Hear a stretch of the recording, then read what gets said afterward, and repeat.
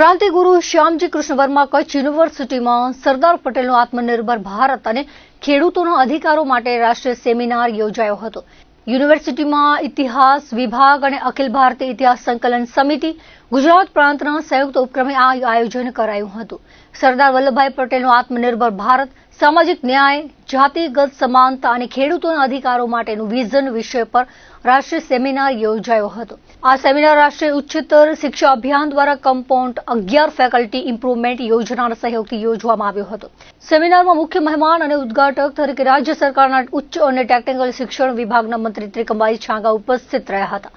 સેમિનારના પ્રેરણા સ્ત્રોત તરીકે ઉચ્ચ શિક્ષણ કમિશનર અને રૂસાના state project director Dilip Rana તેમજ કચ્છ યુનિવર્સિટીના કુલપતિ ડોક્ટર મોહન પટેલ રહ્યા હતા.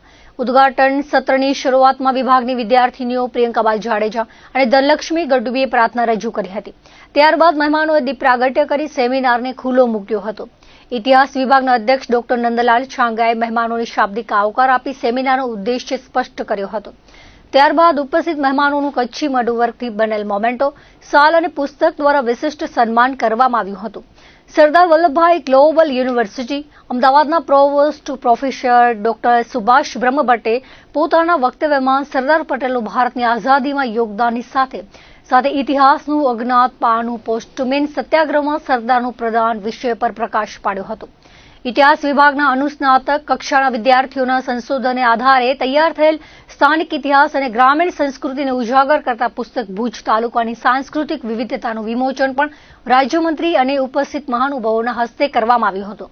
મંત્રી ત્રિકમભાઈ છાંગાએ સરદાર પટેલનું ભારતના એકીકરણમાં પ્રદાન જણાવી કાશ્મીરના એકીકરણમાં સરદાર પટેલને દૂર રાખવાથી રાષ્ટ્રીય અને વૈશ્વિક કક્ષાએ ઉદ્ભવેલી સમસ્યા વિશે ધ્યાન દોર્યું હતું. ઉપરાંત તેમણે સરદાર પટેલના કચ્છ રાજ્ય અને મહારાવ સાથેના સંબંધોનો વિશેષ ઉલ્લેખ કર્યો હતો. તેમણે વર્તમાન સમયમાં સરદારના વિચારોની પ્રસ્તુતતા તેમજ ભારતના વિશ્વમાં વધી રહેલા કદ વિશે છાણાવટ કરી હતી. તેમણે આ પ્રકારના સેમિનાર કરવા બદલ કચ્છ યુનિવર્સિટી તેમજ સ્થાનિક ઇતિહાસ વિશે સંશોધન બદલ ઇતિહાસ વિભાગને અભિનંદન આપ્યા હતા અને ભવિષ્યમાં આવા પ્રકલ્પો હાથ ધરાય તે માટે શુભેચ્છાઓ પાઠવી હતી. કુલપતિ ડોક્ટર મોહન પટેલે અમૂલ ડેરી તેમજ વલ્લભ વિદ્યાનગરના વિકાસમાં સરદાર પટેલની ભૂમિકા વિશે છાણાવટ કરી હતી. ઉપરાંત તેમણે આ સેમિનાર માટે ઇતિહાસ વિભાગને અભિનંદન પાઠવી યુનિવર્સિટી દ્વારા હાથ ધરવામાં આવતા વિવિધ પ્રકલ્પોથી માહિતગાર કર્યા હતા. આભાર વિધિ કરતા કુલસચિવ ડોક્ટર અનિલ ગોરે સંશોધન માટે યુનિવર્સિટીને મળેલ 75 લાખના અનુદાન બદલ કેસીજી અને રાજ્યમંત્રીનો વિશેષ આભાર માન્યો હતો. આ સત્રનું સુંદર સંચાલન ઇતિહાસ વિભાગની વિદ્યાર્થીની પ્રિન્સી ગોસ્વામીએ કર્યું હતું. બીજા સત્રમાં સરદાર પટેલ યુનિવર્સિટીના ઇતિહાસ વિભાગના પ્રોફેસર અને અધ્યક્ષ ડોક્ટર વસંત પટેલે સરદાર પટેલના બાળપણની વાતો, વિઠ્ઠલભાઈ સાથે તેમના સંબંધો, દક્ષિણ ગુજરાતના આદિવાસીઓના ઉત્કર્ષમાં સરદારનું યોગદાન, શિક્ષકો અને શિક્ષણ વ્યવસ્થા વિશેના તેમના વિચારોને તેમની કચ્છ યાત્રાની જાણકારી આપી હતી. ત્યારબાદ બીજા વક્તા ભારતીય ઇતિહાસ સંકલન સમિતિ ગુજરાત પ્રાંતના મહામંત્રી હસમુખ જોશીએ સામ્રાજ્યવાદી ઇતિહાસ લેખનની નિંદા કરી સરદાર પટેલનું ભારતીય ચિંતન રજૂ કર્યું હતું.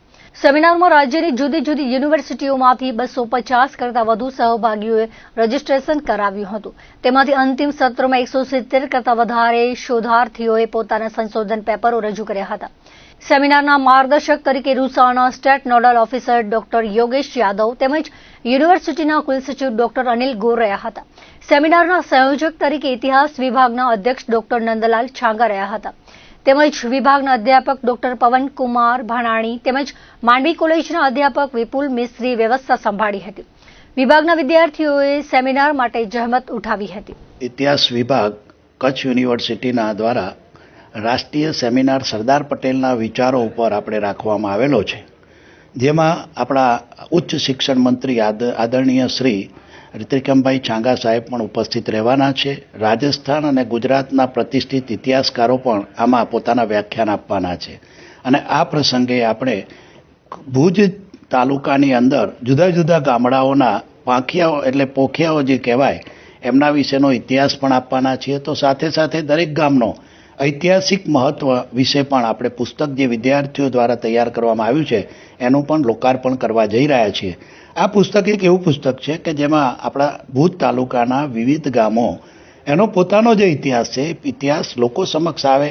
દરેક ગામ કોઈક ને કોઈક પોતાનો મહત્વનો ઇતિહાસ લઈને બેઠેલું છે.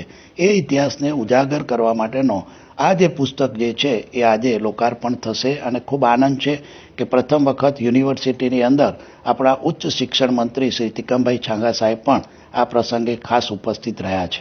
આજે આપણે બધા જાણીએ છીએ કે જેટલો મહત્વ આપણે વિવિધ વિષયોને આપીએ છીએ, વિજ્ઞાન કે એઆઈને, તો 21મી સદીમાં ઇતિહાસ એ ભૂલાવો ન જોઈએ. અને દરેક ગામનો જે આગળ કહ્યું તેમ પોતાનો ઇતિહાસ છે, તો એ ઇતિહાસ એક એવો ઇતિહાસ છે કે જેને ઐતિહાસિક સ્વરૂપે આપણે જોઈએ તો જે લોકોને રિસર્ચ કરવું છે એ રિસર્ચ કરવા માટેના એક નવા આયામો ઊભા થશે.